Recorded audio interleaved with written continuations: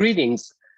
This presentation is about novel structures and architectures for future communication system. My name is Ali Hajimiri, and I will give you in this presentation 3 examples really of these novel architectures and how we believe that these future communication systems will evolve and some of the new aspects that you will see in such systems. Okay, so there are some long-term trends, so we can start with those. I mean, if you think about today's phased arrays, what you have is that you have usually very planar phased arrays that are rigid, centralized. Everything goes to a centralized node of controlling the data coming in and data coming out, fixed aperture, and static installation. Once it's installed, you don't change.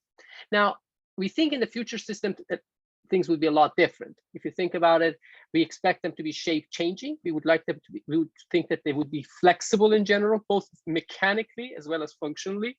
They would be distributed and autonomous, meaning that they are decentralized and they can operate independently. And they have they can be variable in terms of the function and behavior and shape, and they will be highly deployable.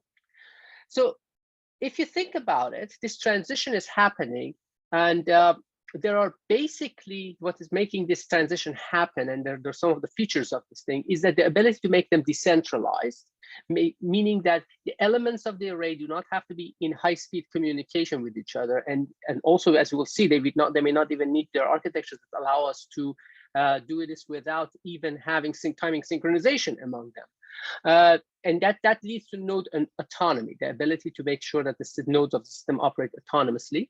Now, you also have the flexibility that comes either in mechanical shape or functional shape, and deployability, and as well as mechanical shape changing. And of course, all of this is combined with operation at higher frequency, which brings an intertwined circuit system and physical design and optimization, if you will.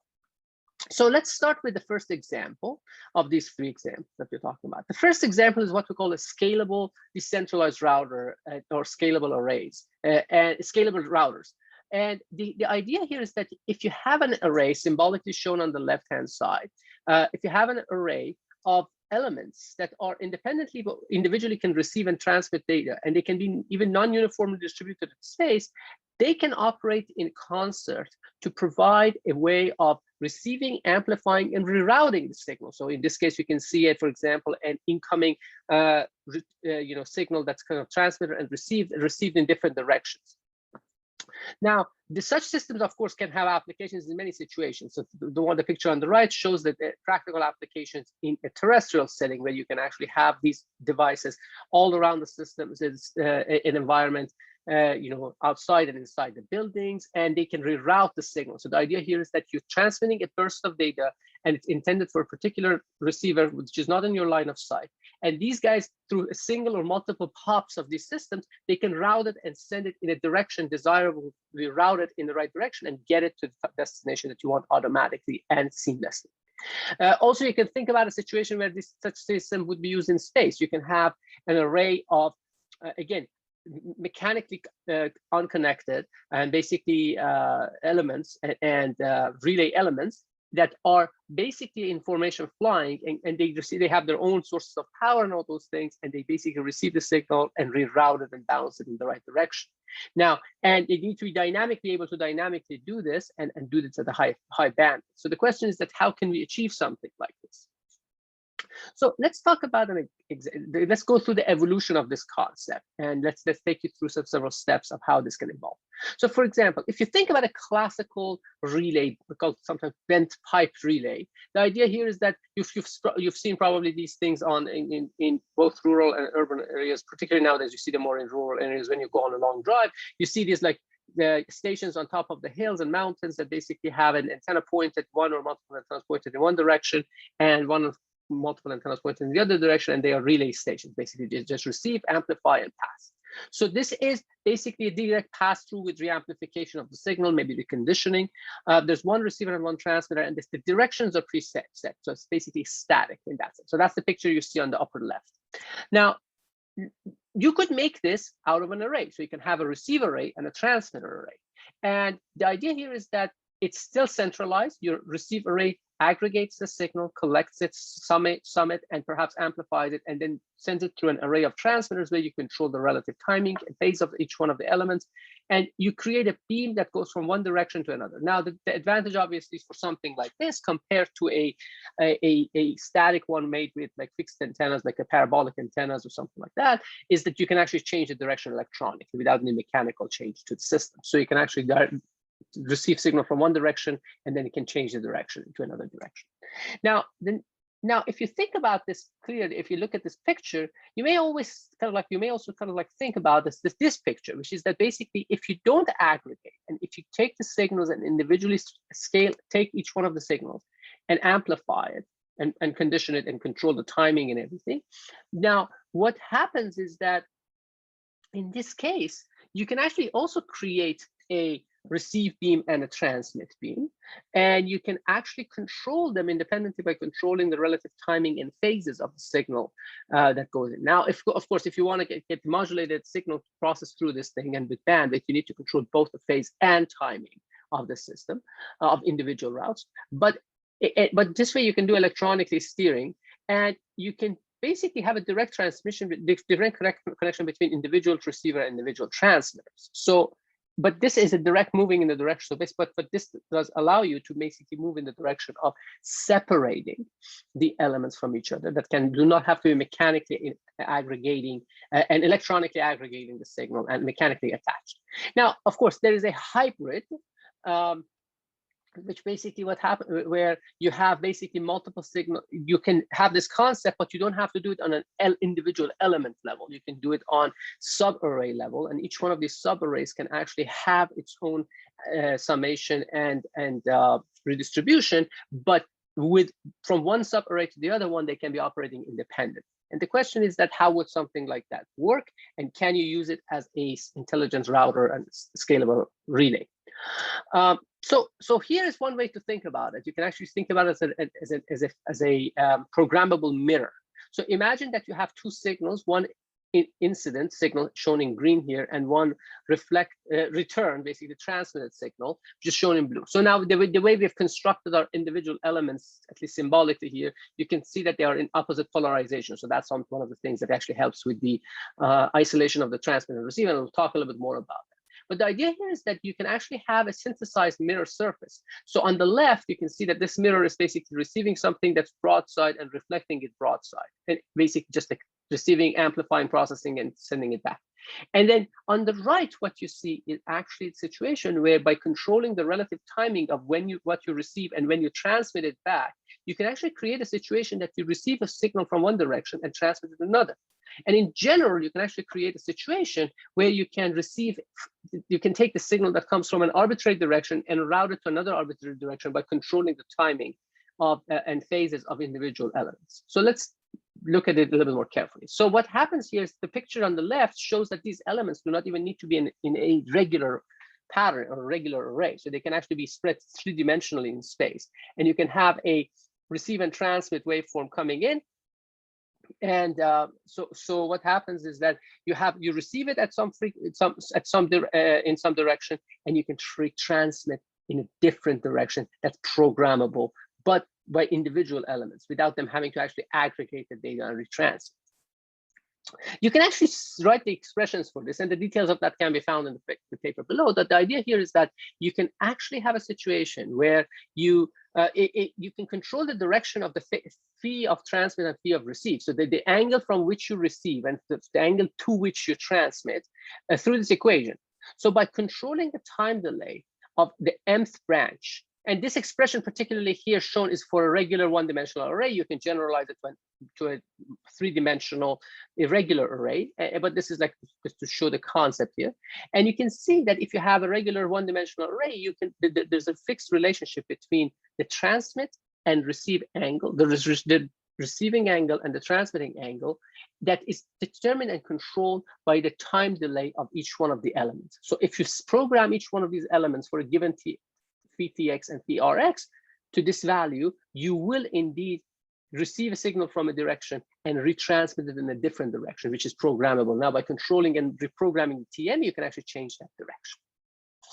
So this picture basically shows, the picture on the left shows that this pattern is there. So basically what you have here, that shows in this example, yet you have a receive pattern, which shows how effectively power is received, and the transmit pattern that basically shows that how effectively the power that's received is retransmitted in a different direction. So in this example, we are receiving from negative 30 degree and retransmitting to plus 60 degree. And in this example, we are doing a one-dimensional array actually here to simplify the situation. So you can actually see that it's an 8-branch array that receives in one direction. So you can think about it as a programmable mirror. So you actually kind of bounce it in a desired direction. And you can imagine this could be useful because you can imagine an environment where there's a large number of these in the same environment, and by receiving and retransmitting signal, you can actually route it through different pathways and get it to places where we basically do not have visibility, and they do not even need to be working.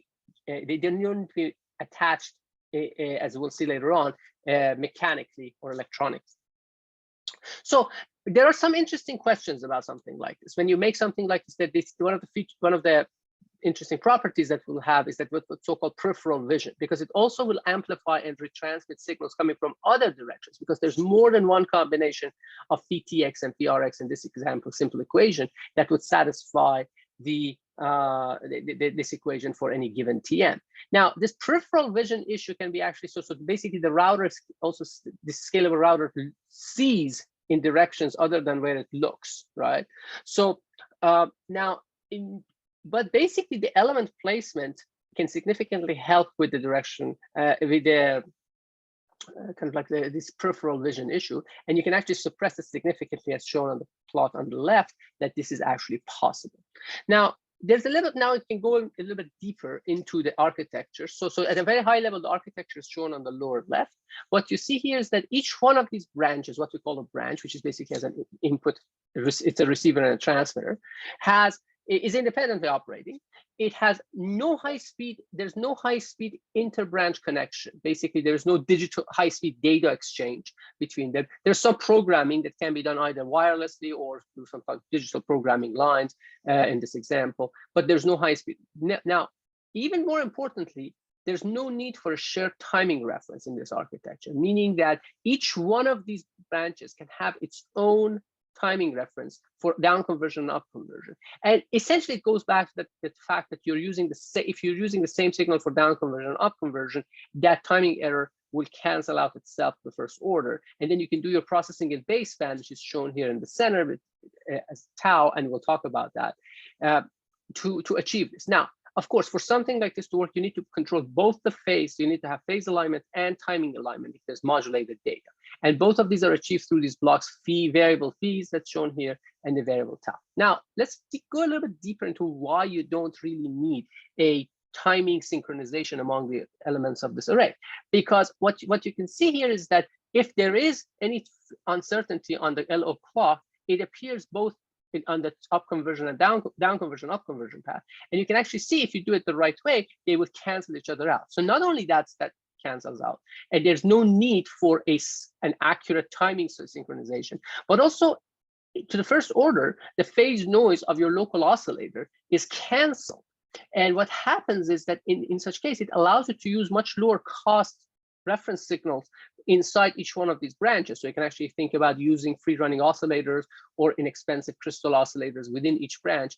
And that is significant because then you have also removed, not only you've removed the high speed data requirement, but also you have removed the need for a centralized timing reference for all of this. And this plot basically on the left shows an experimental verification of how the actual desired signal, the phase noise of the oscillator, is not entering it and is canceled out. As you can see, it's very clean, unlike the other sideband, which is the undesirable one.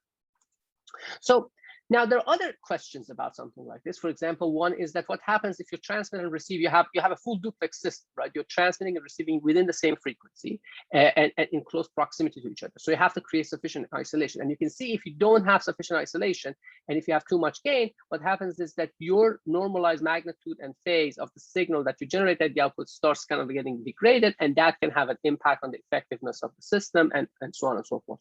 Now, there's several remedies. One, of course, is using polarizations. The other one is using a structure where you can receive from one side and transmit from the other side. They're isolated from ground plane, and they are also active cancellation. And some of these methods, and particularly active cancellation, are methods that are also used in other situations. For example, when you are dealing with other full duplex systems, and this is a very common thing to deal with. And yes, and the system needs to be dealing with that. But it is something that's important to pay attention to, but still definitely not insurmountable. Now, so here's an example of this implementation of something like that. So this chip is basically implements the functions of these, that once a single branch. And within that, so the architecture is shown on the lower left. So there's a down conversion processing, and then this like what we call hybrid analog digital time delay. So delay unit. And this basically allows you to control the timing, which is very important if you're dealing with data, because as you know probably, is that that in an array, it's not sufficient if you're dealing with data. It's not sufficient to be dealing just with the phase, and also you have to deal with the actual timing of data to avoid creating distortion in the system. And this system actually, in this example, we are operating with a free running oscillator in the system. So now the question is that how do you achieve this time delay? The challenge is that you need a fair amount of time delay. If you're not talking about systems that are on the range of several meters or higher, you're talking about 10 nanoseconds of delay range. So you require that, but you also need a pretty accurate. You need fine precision of setting that. So obviously, this is not something that you want to get from a transmission line, because there's a too area intensive and power hungry as well on chip and things of that. So, and purely digital solutions are not sufficient because the clock periods are too long. So you have to come up with some sort of a hybrid solution. And you can imagine that you can have basically a switch capacitor solution. And here's a little bit more details about that. So we are constantly going through a loop and storing the value of the received signal on these capacitors. And we are resampling and reading them off with an adjustable controllable delay. So basically the relative timing of when you store and when you read off of a capacitor can be controlled, and that would basically correspond to the delay. So it's basically an adjustable buffer. If you read right after you wrote, basically what happens is that you will get very little delay. And if you wait and you're running behind to the point that you're reading right before you write the next sample, you get the maximum delay. So this is basically where we get the coarse delay. There's a medium delay, which is provided by additional basically additional digital delay lines. And there's a fine control delay, which is basically a voltage control delay line that's used. So this system, basically the way we implement it, has 3 different levels of relay: fine, medium, and coarse. And these are some of the measurement results associated with this. So what you can see here is that basically on the top, the 3 plots show the accuracy of the phase variations and the delays that you can actually obtain by controlling the signal at different frequencies. So you can actually see you can have a variable delay over a broad range, and you can have basically the coarse, medium, and fine delay. And on the bottom, you basically see the performance of the LNA and the power amplifier and all those things.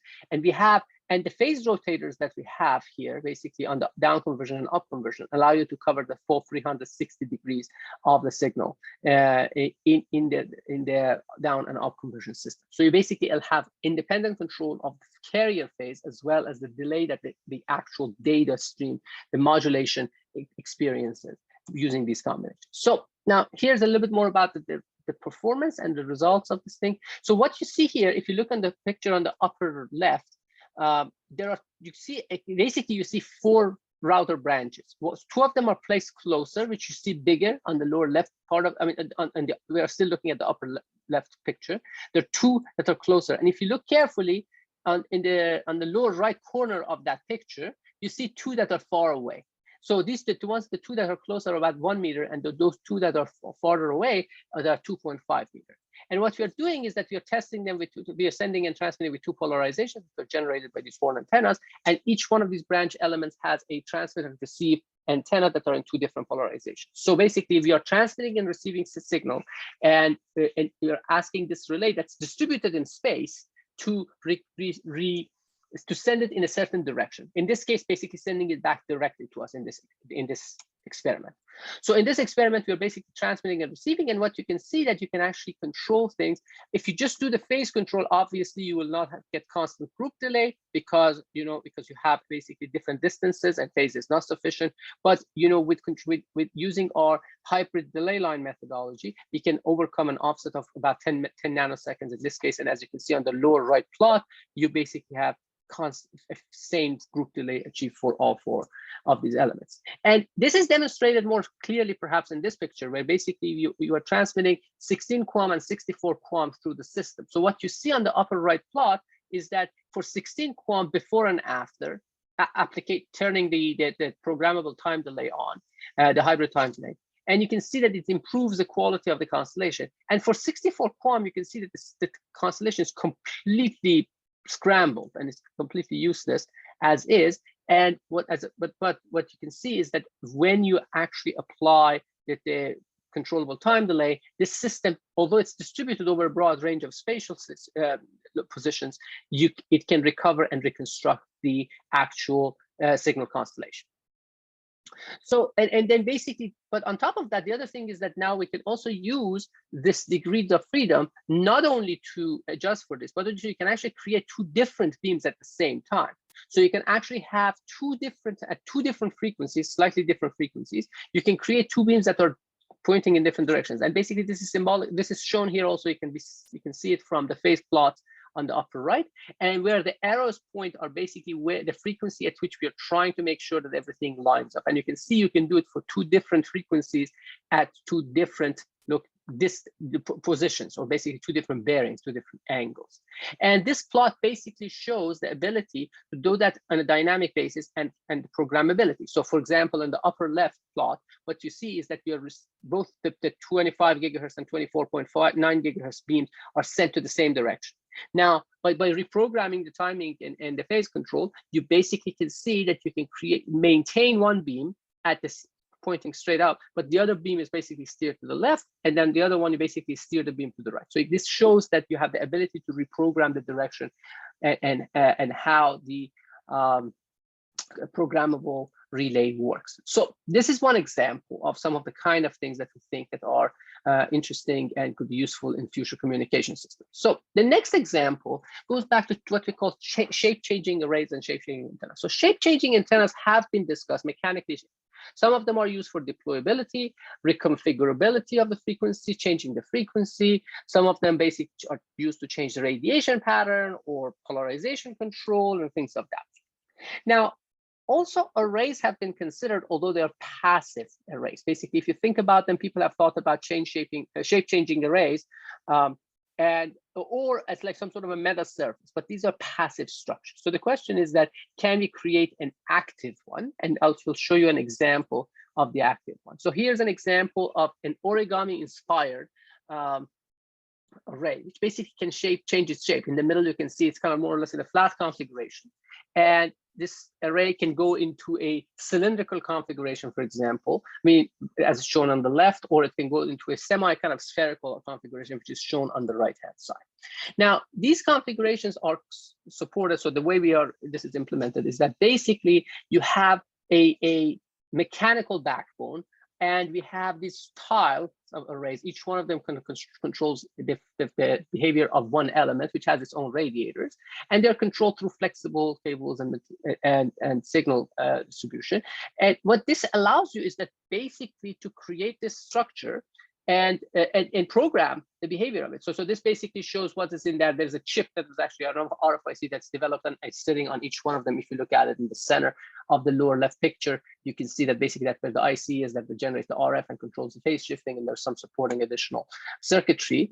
And what these do is that basically you can actually generate different kinds of aperture at different angles, and we'll see how that works. So this is basically the test setup. So it's mounted on this like part of the range, and what it does basically it rotates it in azimuth and elevation, and you can by controlling that you can actually measure the behavior of the system while these elements work in concert and they're locked to each other to generate signals. So what you see in this picture is the beam patterns that you can generate for different configuration, for a flat configuration, for a cylindrical X, cylindrical Y, and a spherical Y. So what you see here, for example, is an interesting aspect, so that you can, by changing the actual mechanical conformation and shape of the array, you can get around some of the issues that kind of are challenging in a planar array. So for example, what you see here is the maximum EIRP achievable by a planar array is higher, obviously, but it drops faster at the steeper angles. But if you change the configuration and conformation of the array, the mechanical conformation, what it does, it allows you, for example, at steeper angles, you can see that the cylindrical, the proper axis cylindrical and the spherical provide a much higher maximum EIRP at very steep angles that those do not. And this is useful because in situations where you need to kind of adjust, the system needs to adjust and address a large number of directions and a broad range of directions, this can be quite useful.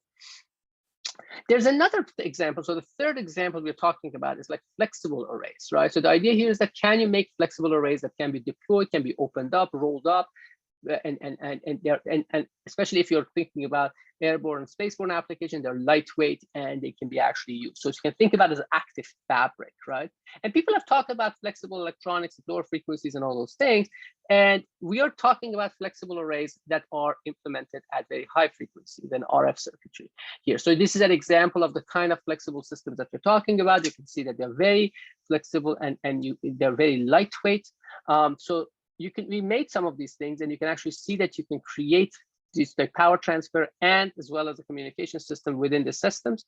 So this is an example of a 256 element transmitter array that has 16 RFICs. Each one of them addresses 16 of the antennas, and this system is quite flexible. As you can see, for example, it's bent here, and in conjunction with the algorithms that are developed to deal with this, this can actually not only operate under proper confirmation, but it can correct for its shape change and make an adjustment accordingly. And this basically, we expect these to produce things that are much, much lighter than the current systems, in addition to being flexible. And, we are thinking the target systems we're talking about are in the range of basically 50 grams per meters or less. And this is very, very light. If you think about it, the grammage of a sheet of paper is actually 80 grams per meter. So right now we are about, in terms of grammage, we are about like 5 times higher than the grammage of a sheet of paper, but we are actually moving in the direction of making these active phased arrays fully operational at grammages that are comparable to sheets of paper. So when you have something like this, there's this shape correction, right? I mean, and you have to think about the fact that when something is very flexible, it becomes floppy and flimsy, and you need to deal with that. So one of the things you can do is that use the system itself to measure its own conformation and make corrections for that. So one of the ways it can do that, it can look at the near field coupling of the antennas and individual radiators and try to determine from that the actual shape that it's forming. So these are examples of some of the work that we've done. We've developed these algorithms and systems that enable you to do this. And what they do is essentially they would, and this is a paper actually in this year's IMS that I encourage you to look at. Is that basically what they do is that you can see from these measurements on the right hand side that they can actually reconstruct the exact shape of the array from measurements through a very kind of like interesting way of looking at the measurement data and extracting from that. And they work both for concave and convex settings. So even if they don't have line of sight, you can still get pretty accurate results about the shape of the system. So this is done for a passive array. And then this is an active array at 10 gigahertz, where each one of the elements is actually an active, it has an associated chip that kind of has a receiver and transmitter. And these are the measurements associated with that. And of course, when you combine these things, you can make this apparatus that constantly changes the shape of the array. And in real time, you can see that you can actually do a dynamic shape measurement and correction that leads to much better transmission of power and much better focusing and beamforming capabilities for the system. So with this, let me just come to a kind of the conclusion. And basically, we think that some of the future architectures of these systems are going to be decentralized, shape-changing, distributed, flexible, and lightweight and low cost. And I hope that these examples give you some, I guess, ways to think about some other additional ways of dealing with these new emerging applications, and hopefully they can be of some use to you in the future. Thank you.